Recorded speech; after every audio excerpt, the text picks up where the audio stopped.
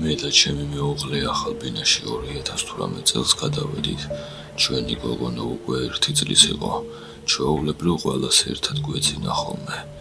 ამ ბინაში გადმოსვლის შემდეგ ჯულია ცოტათი შეიცვალა. რამდენჯერმე შუაღამით გაიხვიძა და თამაში დაიწყო, მაგრამ ამას ყურადღებას არ ვაქცევდით, მით უმეტეს რამდენიმე წუთში ისე ვიძინებდა.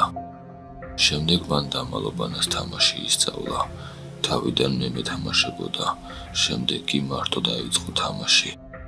ზოგჯერ ერთ ოთახში ვისხედით, ის ანიმაციებს უყურებდა, მაგრამ როდესაც ოთახიდან გავიდოდი, თუნდაც ცოტა ხნით მაგიდის ქვეშ იმალებოდა. ოთახში მარტო დარჩენა არ უყვარდა. გავიდა 1 წელი, მან საუბარი ისწავლა, თუმცა ისევე ღვიძებოდა შუაღამით და მეუბნებოდა, რომ ვიღაც ცილის წინ ზღაბრებს უყვებოდა.